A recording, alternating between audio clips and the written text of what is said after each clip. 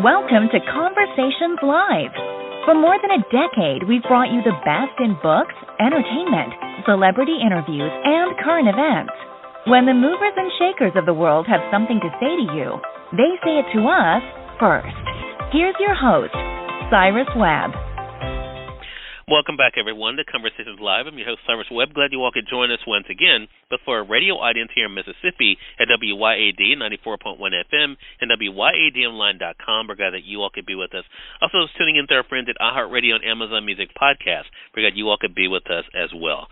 Well, when I talk about Egypt, of course, we probably all have our favorite images we've been able to see. Of course, you probably think about King Tut's tomb as well. It's been now the 100th anniversary of the discovery of that tomb, but thanks to National Geographic, we're not only able to see the beauty of Egypt, but also the stories behind some of the great discoveries as well. Here to talk to us about their brand new book, we're excited to welcome editor Ann Williams. The book is called Treasures of Egypt, A Legacy in Photographs from the Pyramids to Cleopatra. We'll talk to Ann not only about what it was like for her to be a part of this project, but also what she hopes you're able to take away from it. Ann, thank you so much for the time. Really appreciate it.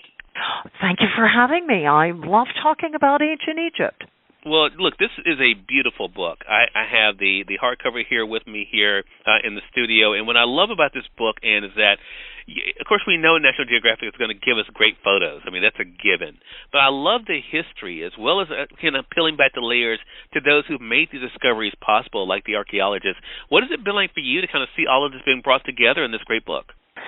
Well, this was a huge project, and as you can imagine, it took a lot of time and effort and thought to sift through all of the wonderful photographs of gorgeous artifacts and choose the ones that we wanted to end up in this book. A lot of things that I love ended up on the cutting room floor, of course, but you know, we had to make choices, and I am very happy now that I see the book with the choices that we made. I think it's a book that can be enjoyed just as eye candy. You can sit down and you can flip through it and enjoy the beautiful photographs and read a few captions, and you know, you can enjoy the book on that level. But I have also given a lot of thought about how to structure the essays and what to say in them. And I started with the thought that most people don't come to ancient Egypt and say, I want to know everything there is to know about the Old Kingdom. They say, the pyramids are at Giza, what's that all about? And so I have structured this book to give people answers to questions like that. What was Giza all about? And what was the capital near there? What was Luxor all about? Waset back in ancient Egypt and the Valley of the Kings? What role did the Nile play in the history of ancient Egypt? What were the deserts all about? You know, what did they contribute to ancient Egypt? And who lived out there? How did Alexandria come into being? And, you know, what about the coastline up there? Because there were traders going off to, you know, all around the Mediterranean for, you know, centuries and centuries. And what about some of the territories that ancient Egypt was connected to and sometimes conquered during its very long history? And so I have broken down the book into like an atlas and done essays on geographical areas like that.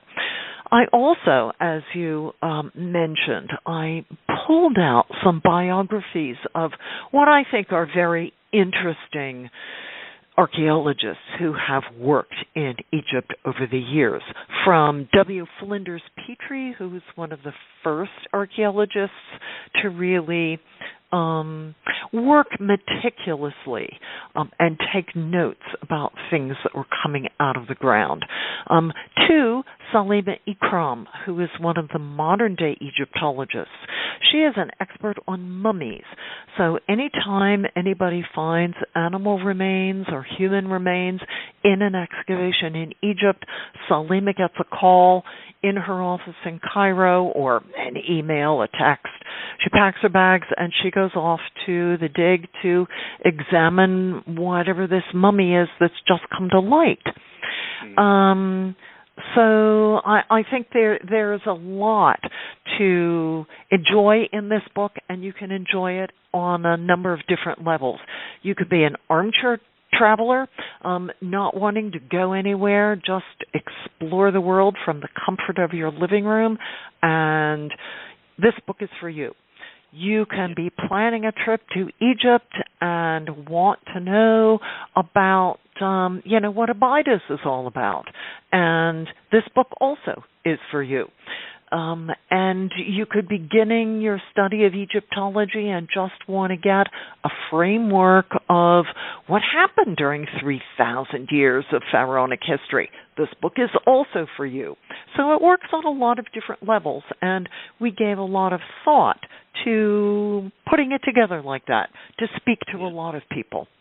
Well, it definitely comes across in such a great way, and as you mentioned and I referenced earlier, and about the archaeologists, I think that help make things like this possible.